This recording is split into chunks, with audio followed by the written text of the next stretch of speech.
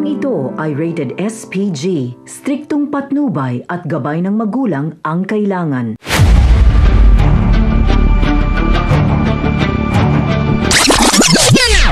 Mga kapamilya, nagkunwari na nga si Marsing na hindi sila nasilaw sa pera, ngunit sa kanilang pagpunta sa Quiapo ay mag-iiba ang mga galawan ng mga ito dahil magiging mayabang at taas ng mayaman na ang mga ito sakay ng kanilang mamahaling sasakyan na inirigalo nga ni Ramon sa kanila. At dahil dito ay lalaki nga ang ulo ni Marsing dahil sa bagong negosyo na itatayo nito sa Quiapo. Sa una nga ay maraming mag-uutang kay Marsing dahil pautang nga ang napili nitong negosyo sa perang ibinigay ni Ramon. Ngunit ang pagkakamali ni Marsing ay mas inuna nito ang kanyang kayabangan at hindi nito ginamit ang kanyang utak dahil basta-basta lang siya nagpautang at hindi gaya ni Roda na humihingi nga ito ng collateral sa mga pinapautang nito.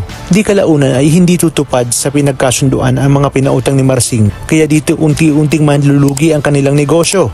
Ang tingin nga ng mga taga-Quiapo kila Marsing ay parang nanalo sa loto, kaya naman manghang-mangha ang mga kakilala nila sa kanila. Ganun na nga din sina Marites at Tinding dahil nga sa pormahan ng mga ito.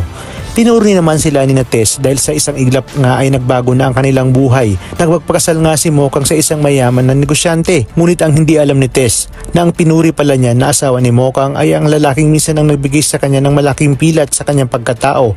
At ang bunga nga nito ay si Tanggol. Habang si Nanita at Marsing naman ay hindi nila akalain na ang kanilang minamaliit si Tanggol pala ang nag-iisang anak ng asawa ni Mokang na si Ramon.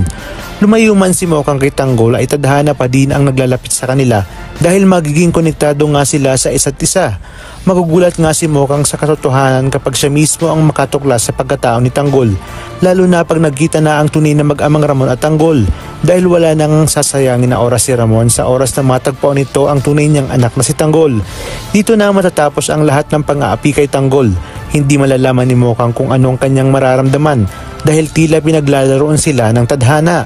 Gustuhin niya mang magalit kay Ramon dahil sa pagsisinungal nito sa kanyang tunay na pagkatao ay maninibang pa rin siya dahil kung hindi dahil kay Ramon ay marahil wala na ang kanyang tatay Marsing at hindi sana nila dinadanas ang buhay na mayroon sila ngayon. Sa inyong palagay, handa kaya magparaya si Ramon alang-alang sa kanyang anak na si Tanggol? Kaya naman mga kapamilya, pakasutukan natin ang mas kapanapanabik na mga tagpo dito lang sa pambansang teleserye ng Sambayanan, ang FPJ's Batang Quiapo.